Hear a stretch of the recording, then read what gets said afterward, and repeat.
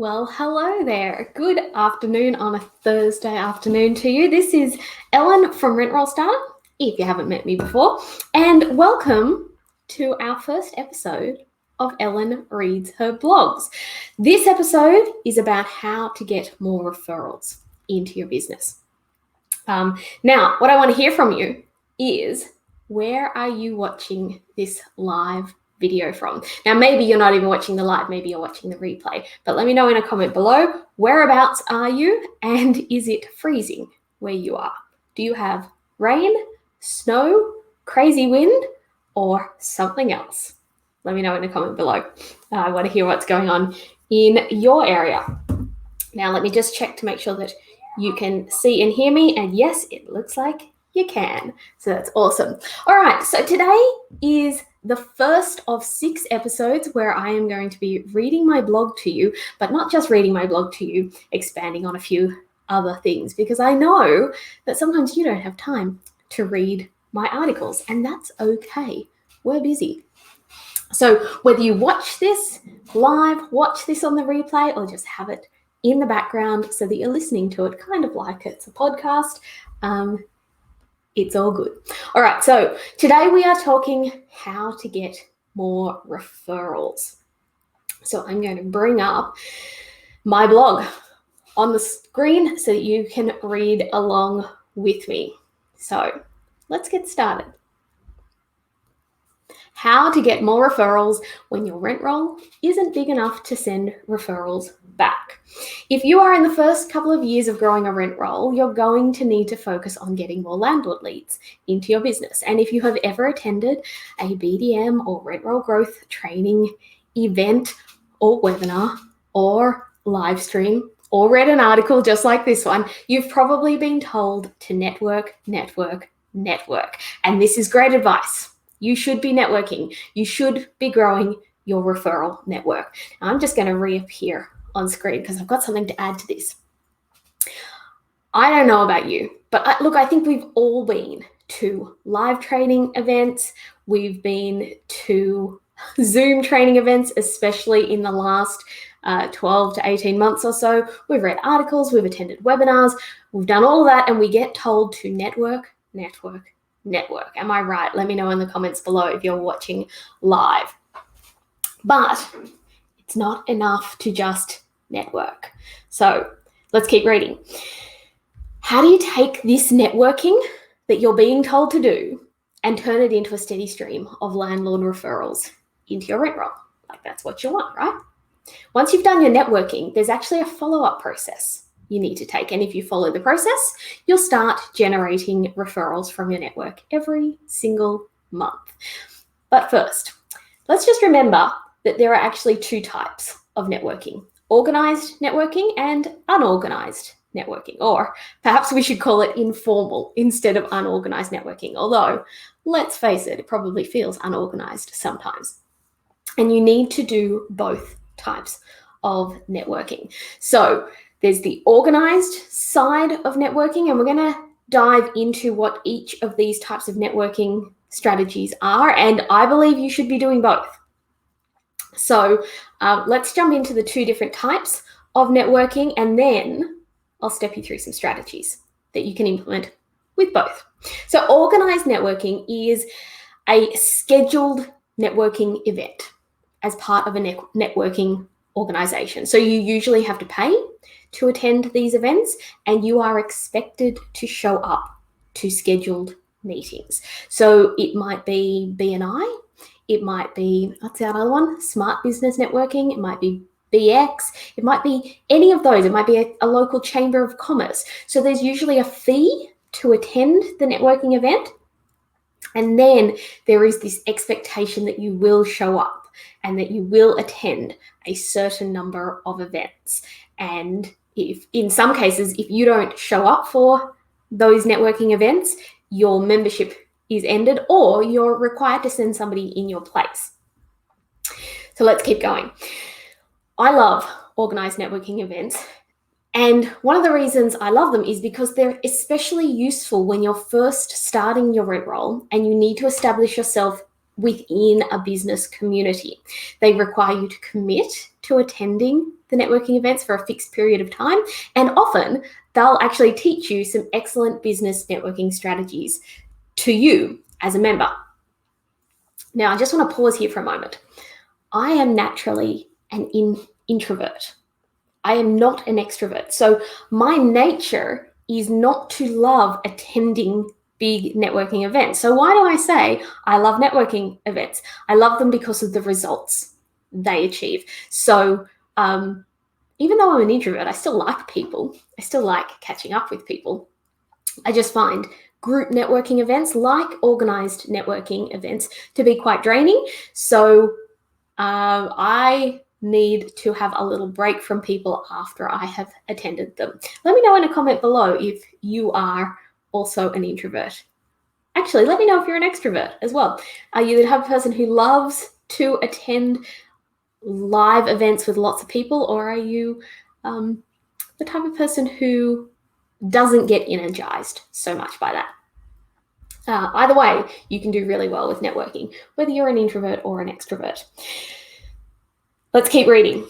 If you're in the first couple of years of growing a rent roll and you don't already have a strong referral network of complementary businesses who can refer landlords to you, you need to get yourself involved in an organized networking group.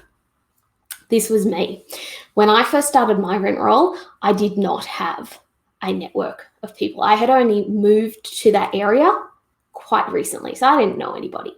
So for me, it was valuable to get myself into a networking group. It just allowed me to meet a whole bunch of people that probably otherwise I would not have met. So it was super useful for me. Let's keep reading.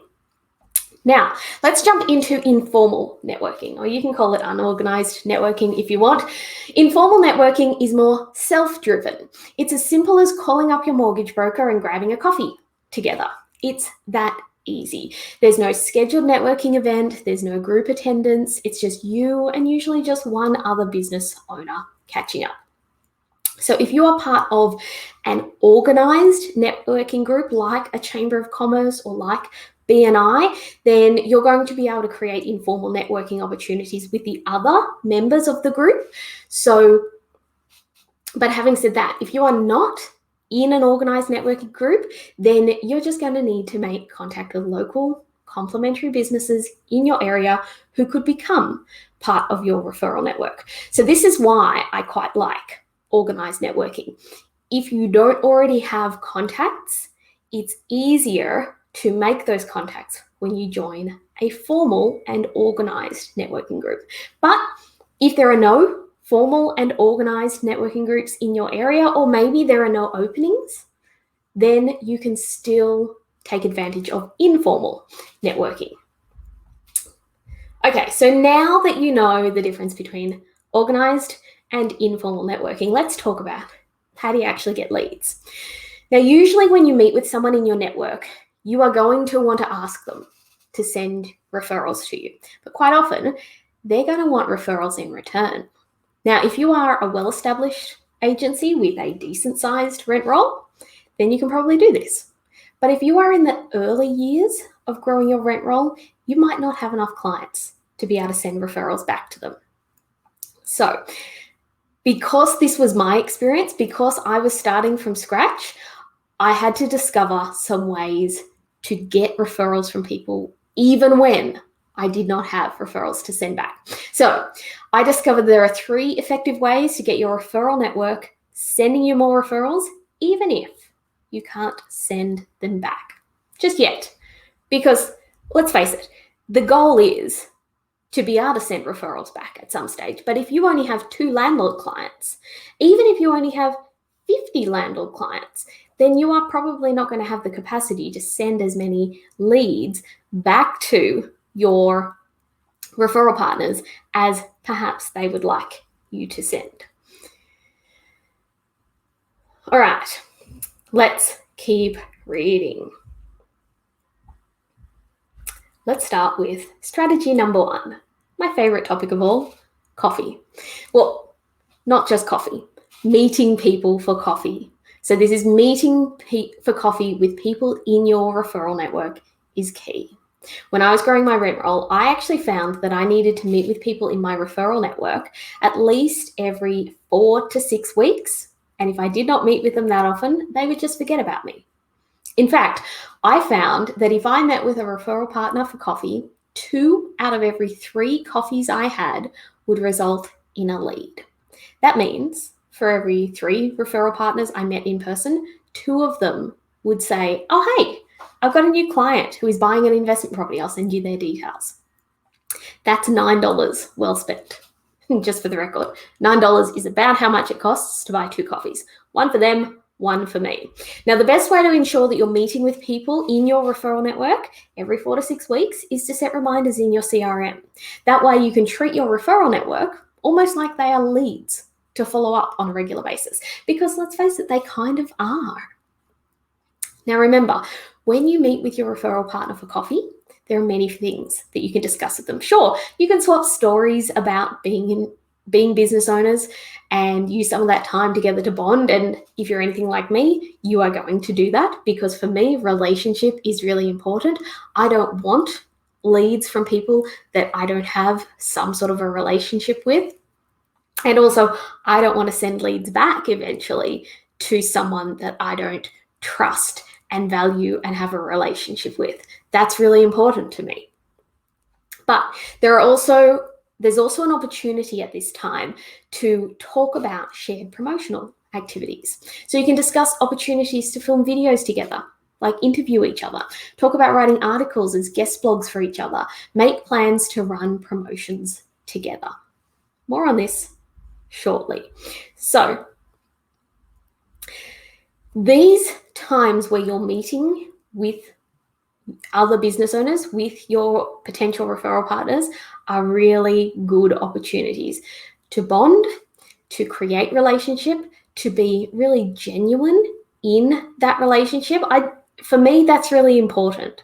I really need to feel as though I know, like, and trust people that I am working with, that I'm working in partnership with. So I assume it's probably important to you as well. So it's a great opportunity to bond, but there are also so many things you can be talking about during these coffee catch-ups.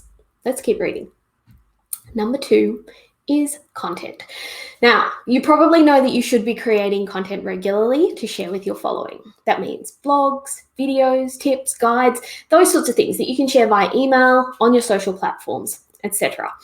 But this content creation strategy isn't just for potential landlord clients. It's also for your referral network. Creating content and getting it in front of your network achieves 3 things. Number 1, it forces your referral network to take you seriously. If they see you creating content and publishing it widely, they'll realize you mean business. And when you're a small or a brand new agency, this is important. Many established businesses, those businesses who you want to become your referral partners, will want to see that you're taking your business seriously, and publishing content is a great way to prove this to them. I just want to take a sidestep on this topic very quickly, because it's not just your referral partners that this is important for. I don't know about you, but if you've started your rent roll and you've got friends and family who have said to you, "Oh yeah, I'll give my property to you," and you're 3, 6, 12 months into the journey and they still haven't transferred the management to you, then creating and publishing content is a wonderful way to prove and establish credibility to them as well. So it's not just your referral partners who benefit from this. Let's keep reading. All right, now creating content and getting it in front of your referral network also achieves these 2 other things. Number 2 is it positions your agency as the expert in the marketplace. Your referral network will want to send clients to the expert. So if you can position yourself in that way, then you're more likely to get leads from your referral partners. Plus, it puts you in front of your referral network digitally. So even though you're going to meet with them, say every 4 to 6 weeks, if you are also emailing them, maybe your weekly blog article, or they're also seeing videos and tips on social media from you, you are going to be front of mind. Now, the other side of this content strategy is to be sharing their content too. So this means when your accountant publishes a great blog about preparing for tax time, you share it on social media. But remember, if you are going to share on social media, make sure that you tag the accountant in your post so that they know that you've shared it. Because sure, it's going to add value to your following, but you also want your accountant, for example, to know that you shared it. The secret to using your content and theirs to prompt your referral network to send you more referrals is staying front of mind. The content marketing strategy may be the difference between no referrals coming in at all and many referrals coming in each week. This front of mind thing is really important because when you meet with a new referral partner,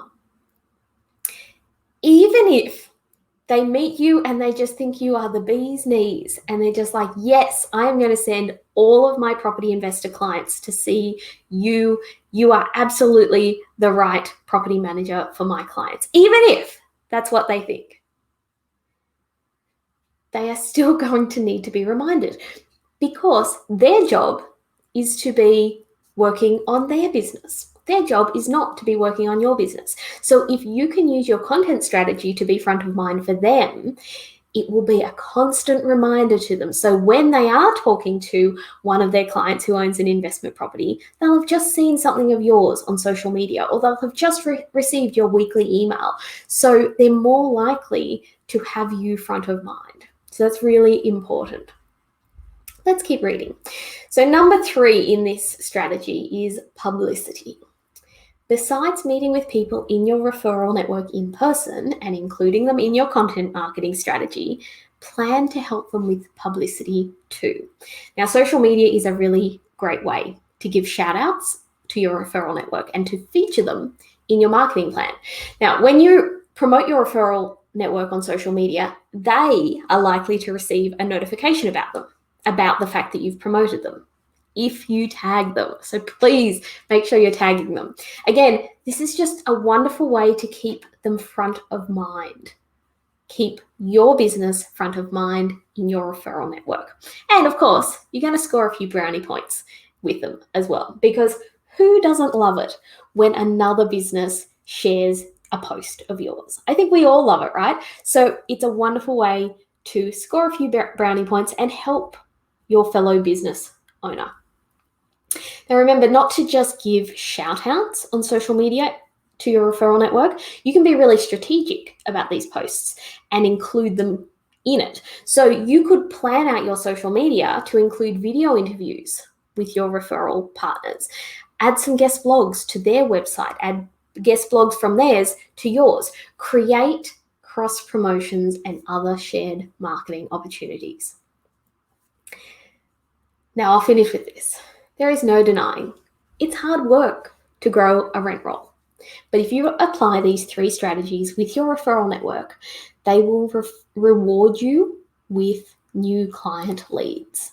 And until your rent roll is large enough that you can be sending referrals back to that network, which I'm sure you want to do, use these strategies to keep those referrals rolling in. It's a really powerful way to encourage people to continue referring to you, even when you may not have a rent roll that's big enough to be able to refer back. So let me know, which was your favorite strategy? Strategy 1 is coffee, strategy 2 is content, and strategy 3 is publicity. Let me know in the comments below, coffee, content, or publicity, which one is your favorite? Now, if you want more strategies for growing your rent roll, join me in my masterclass, 5 ways to grow your rent roll. There's a link in the description of this video. There's also a link at the bottom of the screen, and you can just head to rentrollstarter.com/5 ways. We've got an on-demand option plus a whole bunch of other time slots that you can choose from. We would love to see you there.